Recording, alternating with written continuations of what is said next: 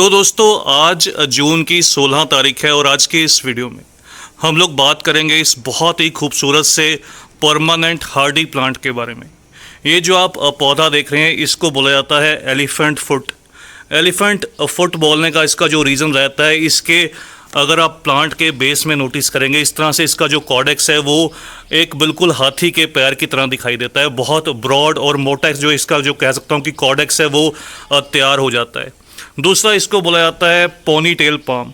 Pony tail इसके नाम तब दिया गया है क्योंकि इसकी जो लीव्स का स्टाइल रहता है वो बिल्कुल एक जैसे लड़कियां चोटी करती हैं या पीछे बैक में पोनी करती हैं, उस तरह से इसका एक फाउंटेन सा बनकर निकलता है, इसलिए इसको पोनी टेल बोला जाता है।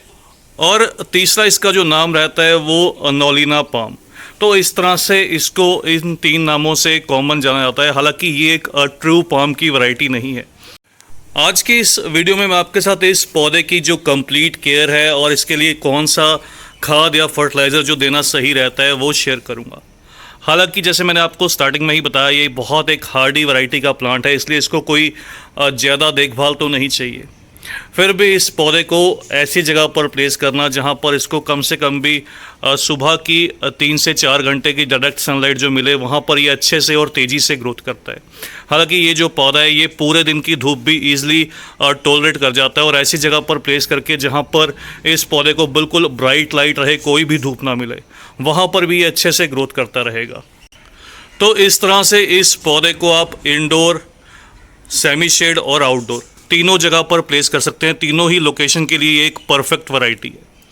दूसरा, ये थोड़ा सा स्लो ग्रोइंग रहता है। ये जो आप मेरा पौधा देख रहे हो, जब मैं इसको नर्सरी से लेकर आया था ये बहुत छोटा सा एक पौधा था और आज इसको लगभग मेरे पास 4 साल हो चुके हैं। 4 साल के अंदर मैंने इसकी आज तक एक भी बार रीपॉटिंग नहीं की।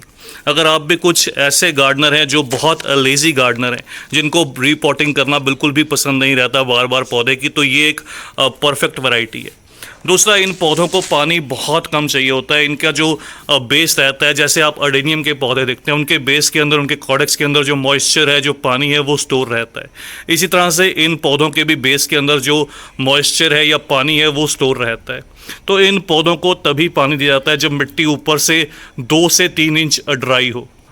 अगर बात करें इनके लिए गमले के साइज़ की या प्राइस रेंज की, तो इन पौधों का जो छोटे पौधे जो नर्सरी पर रहते हैं उनका अक्सर जो आपको प्राइस है वो कुछ 100 रुपीज़ के आसपास दिखाई देगा। वो बहुत छोटे पौधे रहते हैं। और अगर गमले के चुनाव की बात करूं, गमले के साइज़ की बात करूं, तो इन पौधों को आप इस तरह से, जैसे मैंने इसको आज से 4 साल पहले जो गमला दिया था वो कुछ 12 इंच का गमला, तो इस तरह से आप भी इन पौधों को ऐसे साइज़ का गमला दीजिए, इसके अंदर ईजिली ये 3 से 4 साल सर्वाइव करते हैं। उसके बाद आप इन पौधों की फिर से रिपोर्टिंग कीजिए। हालांकि अगर आप इन पौधों को कुछ ज़मीन में ग्रो करेंगे तो ये पौधा एक पेड़ की तरह डेवलप हो जाएगा और आप नोटिस करेंगे कुछ 8 से 10 साल में एक बड़े मैच्योर पेड़ की तरह बनने लगेगा।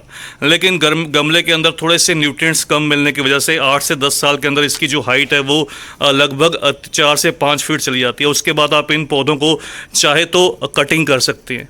तो इनकी ऊपर से ट्रंक को कट किया जाता है इनकी हाइट को मेंटेन करने के लिए। उस कंडीशन में ये जो पौधे हैं ये मल्टीपल ब्रांचेस ग्रो करते हैं और थोड़ा सा मैच्योर होने पर इन पौधों के बेस के अंदर इस तरह से जो इनका कॉर्डेक्स रहता है, यहाँ पर इनके जो बेबी प्लांट्स हैं इनके जो फुट के ऊपर निकल कर आते हैं। तो उन बेबी प्लांट्स को सेपरेट करके जब वो कुछ 6 से 8 इंच हाइट में चले जाते हैं, उस तरह से कुछ उन बेबी प्लांट्स को सेपरेट करके इनके नए पौधे तैयार किए जाते हैं। एक जो इम्पोर्टेंट काम इनकी अच्छी ग्रोथ के लिए किया जाता है वो किया जाता है इनकी सॉइल मिक्स को रेडी।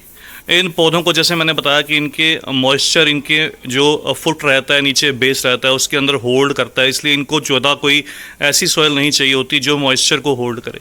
इसलिए इन पौधों को ऐसी सॉइल दीजिए जो सैंडी सॉइल रहे, जिसके अंदर रेत की मात्रा या सैंड की जो मात्रा है वो थोड़ी सी एक्स्ट्रा रहे, बस वो पानी को कुछ ही देर में ड्रेन आउट कर दे।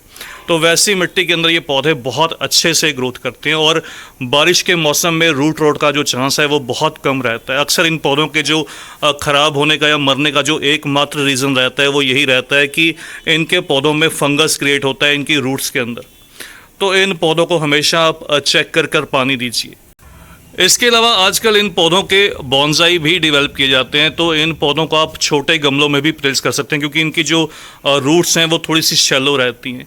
तो आप इनके छोटे गमलों में इन पौधों को प्लेस कीजिए और हर साल 2 साल में इनको बाहर निकाल कर इनके बॉटम साइड को ऊपर की तरफ उठाकर सेम अडेनियम के पौधे की तरह आप ग्रो कीजिए। उससे इनका जो कॉडेक्स है वो निकल कर बाहर आएगा और देखने में बहुत ज़्यादा खूबसूरत लगेगा।